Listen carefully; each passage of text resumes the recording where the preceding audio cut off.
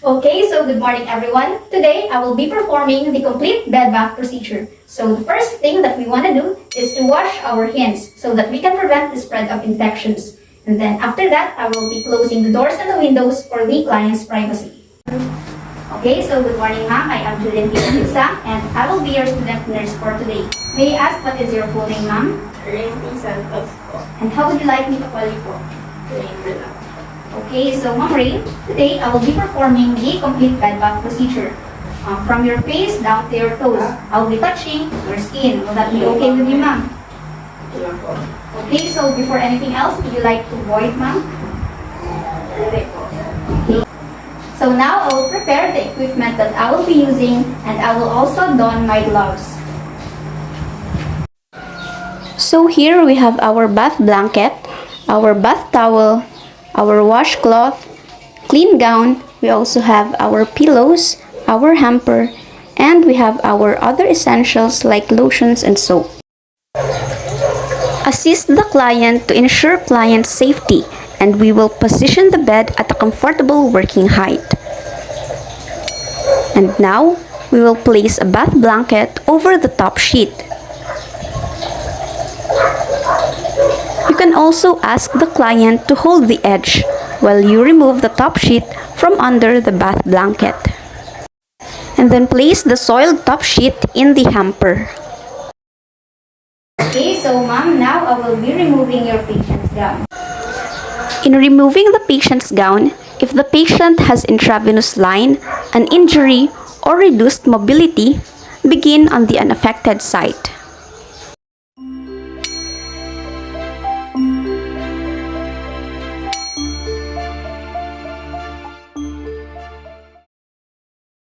We will start at the face. First, we will place the first towel under the patient's head.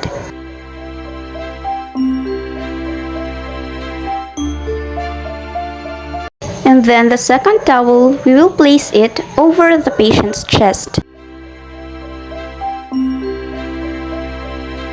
And then after that, wet the washcloth and rinse it thoroughly. You can use a soap depending on your patient's preference.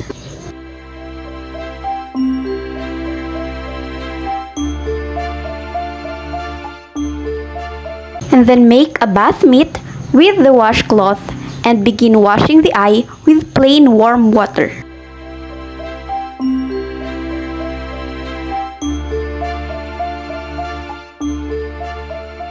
Start from the inner to the outer canthus and then pat it dry with a towel. For a male patient, ask him if he would like to shave. And for the unconscious patient, instill eye drops if prescribed, but if no blink reflex, keep the eyelids closed and place an eye patch. For the arm and hands, expose the arm and place a bath towel lengthwise beneath the arm. And then wet the washcloth and rinse it thoroughly. After that, you will again make a mitt with the washcloth and clean the arm using a long, firm strokes from wrist to shoulder area, including the axillary area. After cleaning the arm, hands, and axilla, dry it by elevating the client's arm and supporting the client's wrist and elbow. You can apply deodorant or powder depending on the client's preference, but special caution is needed for clients with respiratory alterations. And then do the same on the other arm. Exercise caution if an IV infusion is present and check its flow after moving the arm. Avoid submersing the IV site if the dressing site is not a clear, transparent dressing.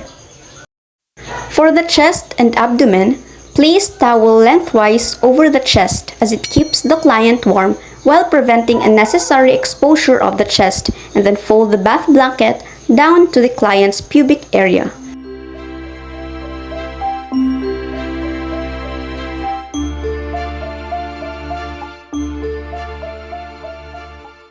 After making a mitt, bath the chest and abdomen with your mitted hand using a long firm strokes.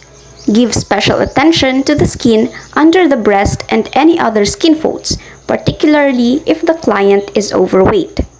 And then don't forget to dry the area after bathing.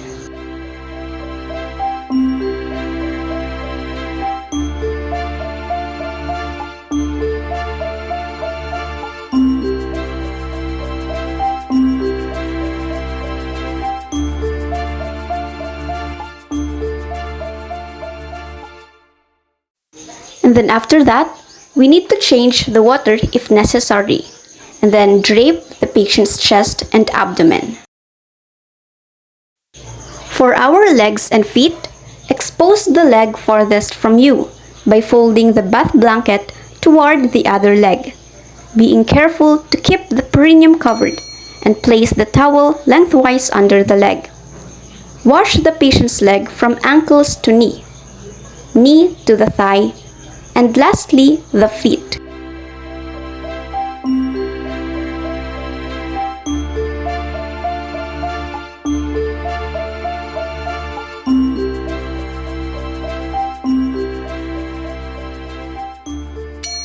Don't forget to dry it after washing, and then put on lotion and do the same on the other legs.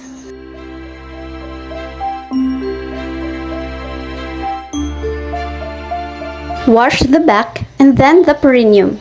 Assist the client into a prone or side-lying position facing away from you, and then place the bath towel lengthwise alongside the back and buttocks while keeping the client covered with the blanket as much as possible.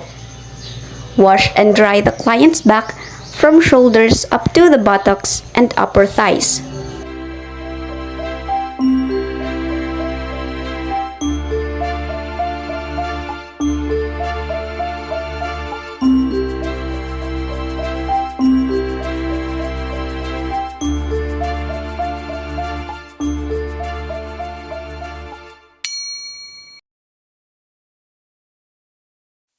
Assist the client with grooming aids. Help the client put on a new gown and check the devices attached to her.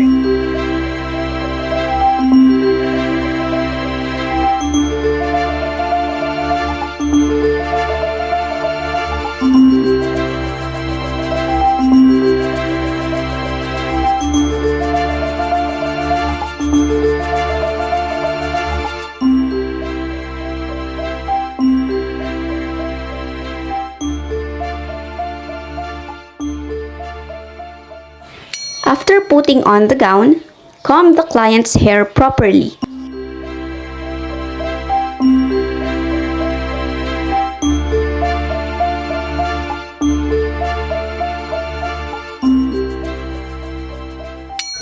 Make sure that the client is comfortable in her space before you leave, and then do the aftercare of equipments.